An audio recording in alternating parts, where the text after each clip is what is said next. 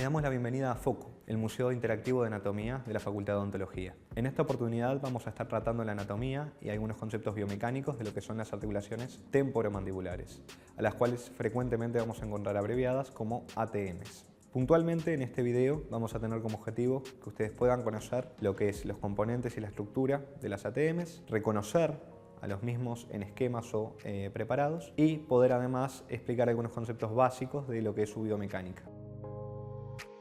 Las articulaciones son componentes del sistema esquelético y se definen como estructuras de tejido conectivo que unen dos o más superficies esqueléticas. Dicho de otra forma, permiten la relación y función en conjunto de huesos, cartílagos y dientes. Las articulaciones se clasifican y subclasifican para facilitar su estudio y comprensión. Una de las clasificaciones que podemos realizar es según si permiten o no movilidad a las superficies esqueléticas que unen, teniendo así sinartrosis y diartrosis o sinoviales, dependiendo si son articulaciones fijas o móviles respectivamente. Las ATMs son sinoviales o diartrosis. Las articulaciones sinoviales es frecuente subclasificarlas según varios criterios. En este caso lo haremos según la complejidad de la articulación y según la forma de sus superficies esqueléticas, y por ende según qué movimientos permiten dichas formas articulares. Según la complejidad podemos encontrar sinoviales simples, compuestas y complejas. Las primeras son articulaciones que relacionan únicamente dos superficies articulares. Las compuestas, por otro lado, se forman por tres superficies o más. Por último, las sinoviales complejas son aquellas que disponen de un menisco o disco articular interpuesto entre las superficies esqueléticas. Las ATMs, debido a la presencia del disco articular, son sinoviales complejas. Según la forma de las superficies articulares, existen varios tipos de articulaciones. En este video nos vamos a centrar en dos tipos únicamente: las articulaciones planas, las cuales permiten un movimiento de traslación, y las gínglimo o bisagra, en las cuales una superficie convexa alargada encaja en una superficie cóncava concordante. Las ATMs son gínglimo-planas, debido a que permiten por su anatomía movimientos de traslación sobre un plano, pero también de bisagra respecto a un eje horizontal. Las ATMs son entonces clasificadas como articulaciones sinoviales complejas, gínglimo-planas. Unen a los cóndilos mandibulares con los huesos temporales, siendo las únicas sinoviales de la cabeza con excepción de las que unen a los huesos del oído. Además, debido a que la mandíbula es un hueso impar y medio, ambas ATMs se mueven en conjunto, aunque ese movimiento pueda ser diferente a cada lado. Las sinoviales están compuestas por una serie de elementos comunes a todas ellas. En el caso de las ATMs podemos describir dos superficies articulares, la temporal y la mandibular, y a las cuales se les puede agregar como superficie adicional el disco articular. Además, están compuestas por un sistema de ligamentos y por membrana sinovial. La superficie articular temporal está ubicada en la superficie horizontal de la escama del hueso temporal. Está formada por la eminencia articular adelante y la fosa mandibular por detrás. La eminencia articular es una elevación alargada en sentido látero-lateral y corresponde a la superficie activa de la superficie temporal.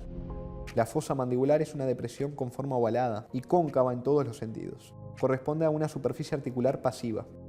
La superficie temporal se limita adelante por el plano infratemporal, a medial por la sutura esfenotemporal y la espina del esfenoides, a lateral por la raíz de la apófisis cigomática y el tubérculo cigomático, y a nivel posterior por la fisura tímpano-escamosa. La superficie articular mandibular corresponde a la parte superior de la cabeza del cóndilo mandibular y está delimitado por las inserciones del disco articular. Posee dos vertientes, una anterior y otra posterior, y están unidas por una arista.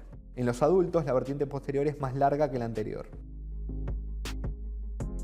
El disco articular es una estructura fibrocartilaginosa que se interpone entre las superficies óseas y separando la cavidad sinovial de la ATM en dos compartimentos, el supra y el infradiscal.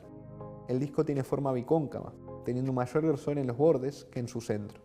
Los bordes se denominan bandas. La banda posterior es más gruesa que la anterior y rodean a la zona intermedia del disco. El disco va a estar inserto a ambas superficies articulares óseas. Para simplificar su entendimiento vamos a dividir dichas inserciones en anteriores, mediales, laterales y posteriores.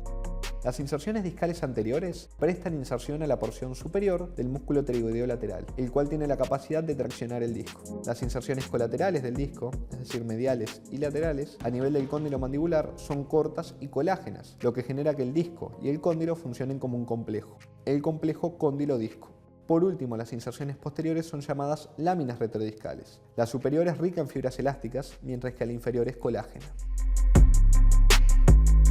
Hasta el momento estudiamos ya las superficies articulares temporal y mandibular, y además estudiamos también el disco articular y sus inserciones. Este disco le hace a esta articulación particularmente especial, dado que le da la característica de compleja y además es lo que permite que pueda actuar como dos tipos de articulación a la vez, es decir, como una articulación gínglimo, permitiendo la rotación, y una articulación plana, permitiendo la traslación. A continuación vamos a estudiar el sistema ligamentoso, la membrana sinovial, algunos conceptos básicos de la biomecánica y para finalizar vamos a mencionar la inervación y vascularización de la articulación. El sistema de ligamentos de una articulación tiene por función evitar la luxación o separación de las superficies articulares, siendo elementos pasivos en la biomecánica de la misma. Este se compone por las inserciones discales, ya explicadas, la cápsula y los ligamentos accesorios. La cápsula se inserta a nivel de los márgenes de las superficies articulares, encerrando el disco y sus inserciones. Tiene forma de embudo abierto hacia adelante, debido a la inserción directa de la porción superior del tiroideo lateral sobre la parte anterior del disco y sus inserciones. En su cara lateral se encuentra engrosada por el ligamento temporomandibular, el cual limita el movimiento de rotación pura de los cóndilos. Tenemos además los ligamentos accesorios, el estilomandibular y el esfenomandibular. El estilomandibular se inserta en la apófisis estiloides y en el borde posterior de la rama mandibular, limitando el movimiento de protrusión mandibular. Por otro lado, el esfenomandibular se inserta en la espina del esfenoides y en la língula mandibular, limitando el movimiento de apertura máxima.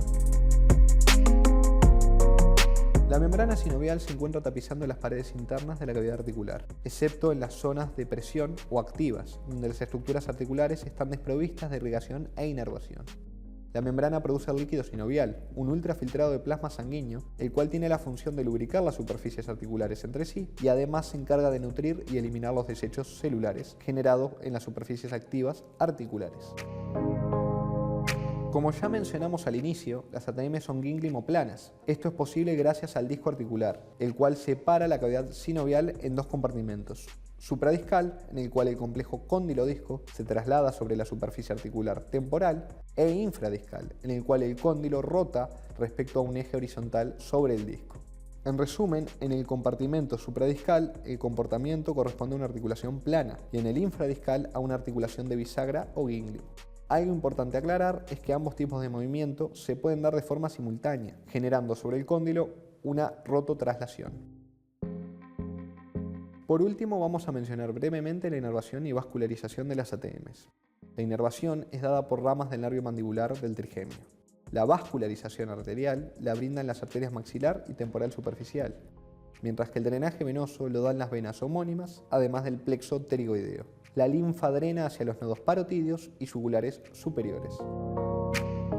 Con este video entonces esperamos que ahora ustedes sean capaces de conocer los componentes del ATM, reconocer a los mismos en esquemas y además poder entender algunos conceptos básicos de su compleja biomecánica. Además, los invitamos a poder profundizar esta temática en el libro de la subunidad. Muchas gracias.